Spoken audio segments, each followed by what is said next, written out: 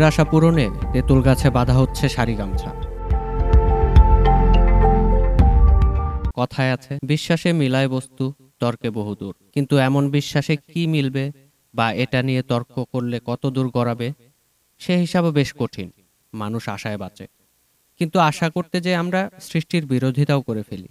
তেমনই এক ঘটনা আমাদের সিরাজগঞ্জের উল্লাপাড়া উপজেলার বড়পাঙ্গাসী ইউনিয়নের প্রত্যন্ত গ্রাম কাদুলি, যার নতুন নামকরণ করা হয়েছে একটি তেঁতুল গাছকে কেন্দ্র করে। গাছটির নাম দেওয়া হয়েছে পীর গাছ, তাই গ্রামটির নাম হয়ে গেছে পীরতলা। ঝড় ঝঞ্ঝায় ঠায় দাঁড়িয়ে থাকা গাছটির প্রতি স্থানীয়দের সমীহ ও কৌতূহল সীমাহীন। সুউচ্চ অন্তত ৩ শতাব্দী প্রাচীন তেঁতুল গাছটির শাখা প্রশাখা ভরা থাকে তেঁতুলে। সেই তেঁতুল সংগ্রহে গাছে ওঠা মানুষেরা ছিটকে মাটিতে পড়লেও ঘটে না কোনো অঙ্গহানি, যা মানুষের পীর গাছ কেন্দ্রিক কৌতূহল সমীহ বাড়িয়েছে কয়েক গুণ।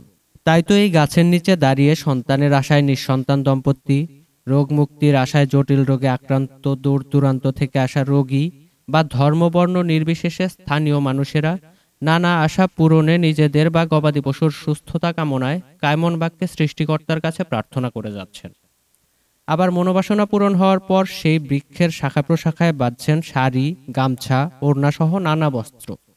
অবিশ্বাস্য মনে হলেও সিরাজগঞ্জের প্রত্যন্ত এলাকার পীর গাছ হিসাবে পরিচিতি পাওয়া বয়স না জানা একটি প্রাচীন তেঁতুল গাছকে ঘিরে ঘটছে এমনই নানা ঘটনা। আশেপাশের জেলা ও উপজেলা পার্শ্ববর্তী ইউনিয়ন বা গ্রামের মানুষের কাছে নতুন পরিচিতি পীরতলা গ্রাম। শুধু স্থানীয়রাই নয়, দূর দূরান্ত থেকে আসা মানুষজনও সন্তান লাভ, জটিল রোগ থেকে মুক্তি বা গোপন মনোবাসনা পূরণের আশায় ভিড় করে রহস্যময় এই গাছটির নিচে। এখানে দাঁড়িয়ে মনোবাসনা পূরণের আশায় পীর গাছের গুড়ি, শাখা প্রশাখায় শাড়ি, গামছা, ওড়নাসহ নানা ধরনের বস্ত্র বাঁধেন আগতরা। অনেকেরই নাকি রোগ মুক্তি, সন্তান প্রাপ্তি সহ মনোবাসনা পূরণ হয় পীর গাছে বস্ত্র বেঁধে। মানতকারীদের কেউ কেউ শাড়ি গামছা বেঁধেও ফল না পাওয়ায় তা গাছ থেকে খুলে ফেলেছেন। তাতেও নাকি অনেকেই ভুগেছেন নানা ভোগান্তিতে, যার সমাধান মিলেছে এই পীর গাছেই। ফলে প্রতিদিনই বাড়ছে পীরতলায় মানত করতে আসা মানুষের সংখ্যা। স্থানীয়রাও দুধ ও কলার ভোগ আর মোমবাতি প্রজ্বলনের মাধ্যমে মাতিয়ে রাখছে পীরতলা। এমন অলৌকিক বিষয়গুলো আমাদেরকে দুই ভাগে বিভক্ত করে।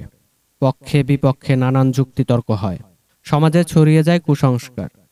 এমন বিষয়গুলো নিয়ে তর্ক বিতর্ক না করে আমাদের সবার উচিত সামাজিকভাবে সচেতনতা বৃদ্ধি করা।